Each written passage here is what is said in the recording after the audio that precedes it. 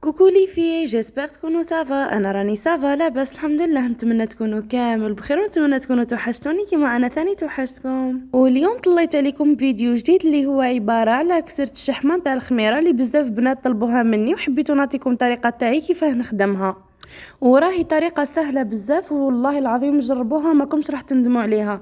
تجي خفيفه وتجي بنينه وتجي طريه في نفس الوقت. نفوتوا لي زانغريديو تاعنا وطريقه التحضير كما تشوفوا لهنا. عندي الملح، عندي السكر، عندي الخميره، عندي ماء دافي وعندي شويه زيت.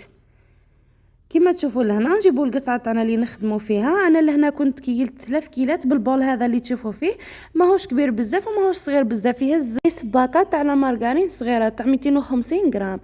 ونلوح كميه من الملح. انا كل خبزه ندير لها الملح تاعها وحدها، كيما نقولوا عينك هي ميزانك.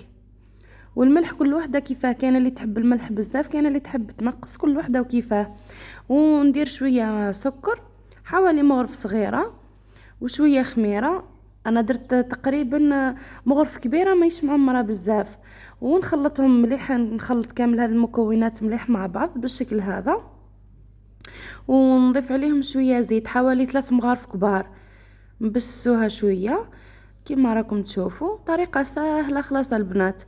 ونلم بالماء تاعي اللي قلت لكم يكون دافي شويه، نلمها حتى نتحصل على عجينه ماهيش طريه بزاف وماهيش ناشفه بزاف.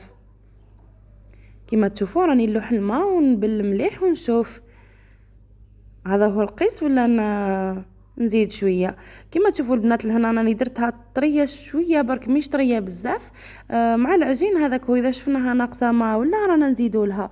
والبنات هنا راني عجنتها شويه، راهي مش كيما تاع الرخسيس، تسمى هذه لازم نعجنوها شويه. وكما تشوفوا لهنا البنات بعد ما عجنتها خليتها ارتاحت مليح. غطيتها وخليتها تسمى كيما نقولوا حنا خليتها تخمر. وبعد ما خمرت لي جيت لهنا قصيتها وشكلتها على هذا الشكل اللي راكم تشوفوا فيه. انا تحصلت على 6 قرصات كيما هكا.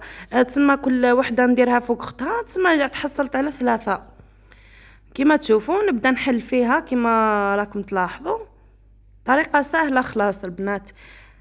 نحل الاولى نحطها، نزيد نحل الطبقه اللي تجي من الفوق. ولهنا البنات نديروها ماهيش رقيقه خلاص، ونخليوها خشينه شويه برك خاطر كيما قلت لكم راهي تاع الخميره لازم تطلع شويه، ما تجيش رقيقه خلاص مش كيما تاع الخسيس. ولهنا ندير لاصوص تاعي اللي كنت طيبتها من قبل. البنات راني حطيتها من قبل مع كسرت الشحمه تاع الرخسيس. اللي حبت تشوف طريقه تاعي تدخل للفيديو اللي قبل تشوفها. كيما تشوفوا لهنا ندهنها كامل بلاصوص هذيك اللي طيبتها. وعندي شوي فرماج رابي نديروا عليها هكا من الفوق. يزيد لها بنه تهبل البنات، انا نموت عليها بالفرماج. وكما تشوفوا البنات الاطراف هذوك نحاولوا ما نقيسوهمش بلاصوص باش يلصقونا، وندهنهم على الاطراف كامل بالماء. ونجيب الطبقه الثانيه اللي كنت نديرها شوي اقل شوي من الخبزه الاولى. وكما تشوفوا نغلق بالشكل هذا باش ما تتحلليش في الطاجين كي نعود نطيب فيها.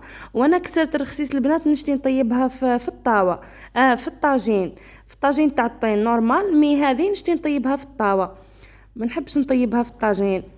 وكل وحده كيفاش تحب طيبها. ولهنا البنات هانا ديناها لحناها الطيب كيما تشوفوا. نحاول نشكها هكا بكيردون ولا باش يخرج الهواء اللي فيها. وكي نعود نطيب فيها البنات لازم نبقى نحرك فيها فرات باش تطيب لي من كامل الجهات. ولا هنا كيما قلبتها شوفوا الشكل اللي تحصلت عليه، راهي طابت جات حمرة تشهي. كما تشوفوا قلت لكم لازم نبقاو نحركوا فيها حتى طيب باش تحمر لنا من كامل جوانب، مش كيما الطاجين. هذا الطاوه لازم نحركوا مليح باش طيب لنا. ونعاودوا الكسره تاعنا الثانيه بنفس الطريقه اللي درنا بها الكسره تاعنا الاولى. نحل الطبقه الاولى نحلها مليح. والبنات انا لهنا حبيت نعطي لكم هذه الفكره برك اللي ما تعرفش اللي ما تنجمش تهزها ولا تخاف تحللها ولا تسمى تحلها على بابي كويسون. بعد انا نجم تسمى نحلها نورمال ما تتحللي ما والو ما تعبني. لهنا جبت بابي كويسون يعني نعدت لكم برك كيفاش عطيت لكم فكره برك. شوفوا البنات هكا نخدموها كلش كي تحبي تهزيها هزيها بابي كويسون بعد. يعني تجيك سهله، ما كانش طريقه اسهل من هذه. بالنسبه للبنات المبتدئات يعني اللي اول مره راح تجربها، واللي تسمى ما تعرفش يعني ديرها مليح ولا ديرها فوق بابي كويسون وتحطها طيب، تجي سهله خلاص. وشوفوا البنات الطريقه هذه اللي زدت نعتها لكم، هذا الشكل الثاني. تنجمي تسمى كل وحده ديريها كيما هكا، ثاني هكا ما تعبكش وتجيك سهله، وتنجمي تتحكمي فيها بكل سهوله، ما تجيكش صعيبه بزاف. كيما تشوفوا البنات انا الخبزات اللي بقاو لي الاخرين درتهم بالشكل هذا كيما لي سوفلي، هما يجيو كبار شويه. وهذه هي النتيجه البنات اللي تحصلت عليها بعد ما كملت، بعد ما طابت لي. شوفوا كيفاه جات، راهي جات خشينه شويه وجات خفيفه وبنينه بنينه بنينه تهبل، والله العظيم غير جات بنينه تسخف. كيما تشوفوا، شوفوا البنات هذه الكسره الثانيه، هذه هي النتيجه اللي تحصلت عليها. وهذو اللي قلت لكم الشكل الثاني ها هنا بعد ما طابلي. والله البنات جربوها وما كنتش راح تندموا عليها، يعني ما كانش طريقه اسهل من هذه. نشوفوا البنات كيف حمرتها حتى انا هنا حوشيتها كي الكسره، ما شتيش تقعد لي بيضه على الجوانب كيما هكا، وليت حوشيتها على النار. نتمنى يعني تجربوها وتعطيوني رايكم، وباذن الله راح تنجح لكم من اول تجربه. وكما تشوفوا لهنا البنات وصلنا لنهايه هذا الفيديو، نقول لكم نتهلاو لي في رواحكم بزاف بزاف بزاف، نحبكم، باي.